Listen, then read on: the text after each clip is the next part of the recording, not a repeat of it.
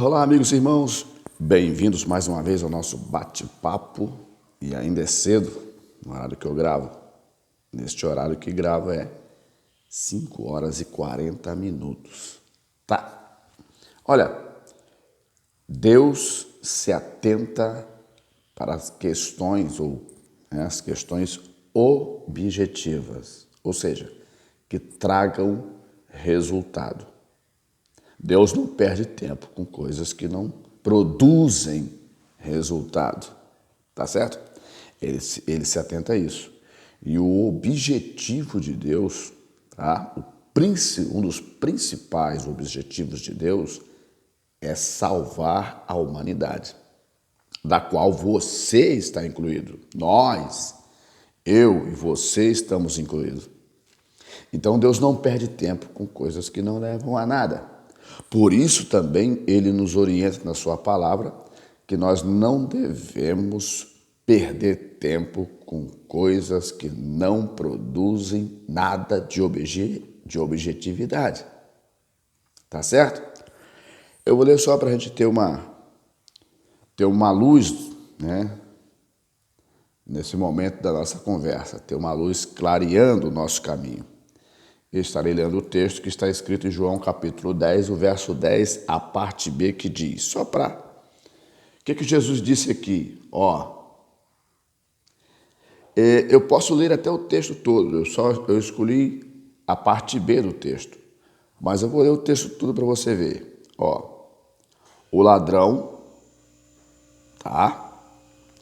O ladrão não veio senão roubar, matar e destruir.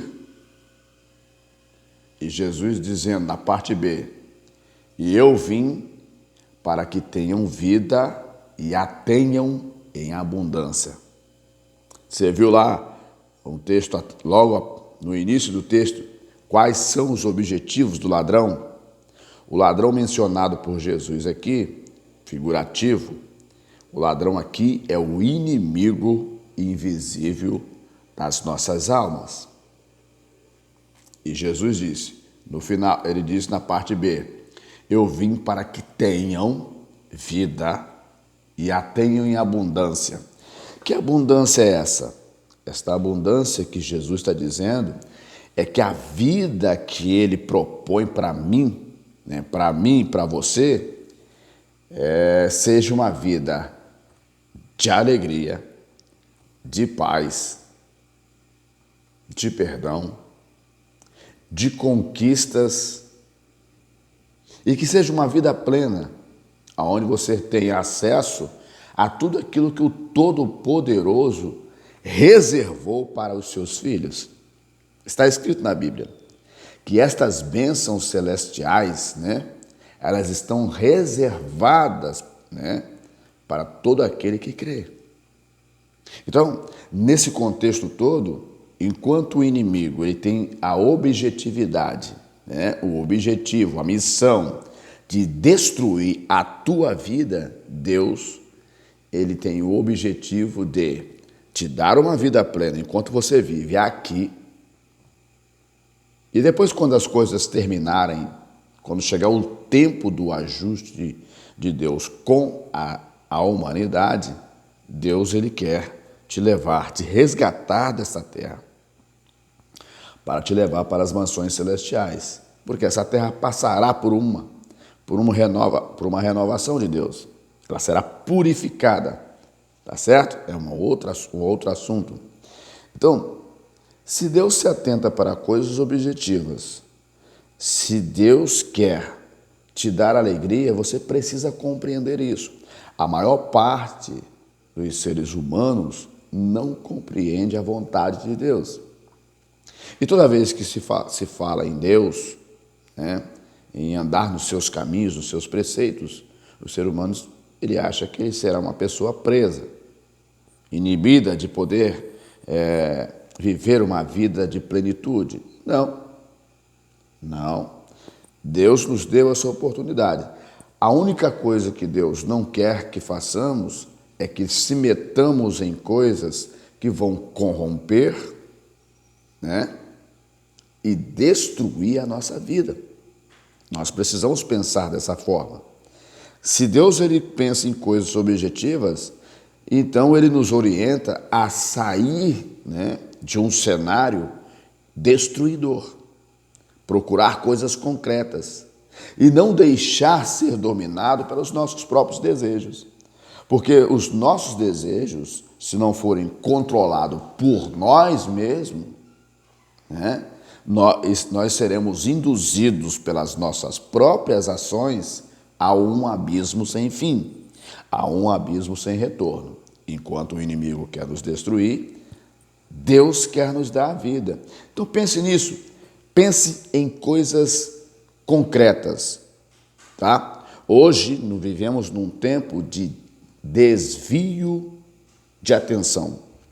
Vivemos num tempo em que o inimigo invisível das nossas almas, ele tenta nos distrair e tirar a nossa atenção daquelas coisas que são concretas, que nos darão uma vida de alegria, de gozo, de paz, de longanimidade, uma vida em que nós estaremos sempre numa condição de plenitude, certo? Então, outra coisa assim, e a nossa mente, ela é induzida a não acreditar nessas coisas. A nossa mente é induzida a acreditar diferente, a pensar diferente. Se Deus quer realmente me abençoar, Ele pode me deixar eu viver de qualquer maneira? Não. Temos que escolher um lado. Porque se nós não escolhermos este lado para vivermos, escolher um perfil de vida eficaz, né, vamos viver na promiscuidade. E isso vai destruir a nossa vida. Aos poucos, corrói, né? Um lar, uma família, onde o esposo e a esposa devem viver em paz, né? Se ele está em guerra, por que está em guerra? Quais as razões, os motivos que este homem, essa mulher não consegue se compreender? Se este lar está em guerra, se os filhos se inclinam a praticar o mal, quais os motivos que levam os filhos a praticarem o mal? Então, a vida humana ela é um investimento diário. A vida humana ela é uma construção diária. E todos os dias o ser humano precisa ficar bem atento para que o engano deste mundo, né, orquestrado pelo inimigo invisível das nossas almas, o destruidor, esse plano maquiavélico para destruir a nossa vida, a nossa honra, a nossa condição como ser humano, né? Esse plano que ele tem nos aniquila, nos deixa com um sentimento de que nós não servimos para nada, que devemos viver uma vida, né, a bel prazer, a revelia, sem ordem, sem respeito, né, sem sentimento, porque depois nós vamos tombar a sepultura, os nossos amigos vão nos levar para lá, para a terra do silêncio, conforme diz o livro de Provérbios, e ali tudo termina. Mas para o Todo-Poderoso, a vida não termina quando saímos desse corpo. A vida não termina quando o nosso corpo tomba a sepultura. Temos que acertar as nossas contas depois disso. Porque a vida, né? A vida continua após a morte, aonde cada ser humano terá que comparecer diante do tribunal de Deus para confessar a Deus as suas ações, para ele ser condenado ou absolvido pelas suas ações. Então, antes que isso aconteça, Deus deixou seus preceitos na sua palavra para que o ser humano pudesse ser orientado a compreender a sua vontade. Qual é a vontade de Deus? Nos resgatar da nossa vã maneira de viver. O que é vã maneira de viver? A vã maneira de viver é uma vida, é quando vivemos uma vida sem sentido algum. É como vivemos uma vida desconsiderando a nós mesmos. É quando vivemos uma vida em que nós mesmos não valorizamos a nós mesmos. Se nós não acreditamos em nós mesmos, quem vai acreditar? Então, amados, Jesus disse em Mateus 24, 4 e 5, acautelai-vos que ninguém vos engane. Muitos virão em meu nome dizendo, eu sou o Cristo. Quantos Cristos tem aí? Quantas pessoas aparecem aí, né, com operações, né, mas não te orienta, né, para a salvação. Então você precisa entender que a salvação ela está além desta vida. Deus, depois que tudo isso terminar, Ele quer nos recolher para Ele. Mas se nós não estivermos bem, né, procure isso. Se Deus se atenta para coisas objetivas, pense nisso, que você é o objetivo de Deus, que você é tão importante como qualquer outra pessoa, que Deus quer te resgatar dessa vida ruim e difícil, de tristezas, de angústia pela qual você está passando e te trazer a uma vida de alegria, de plenitude, aonde você se sentirá uma pessoa realmente liberta dos males que te cercam. Entenda isso.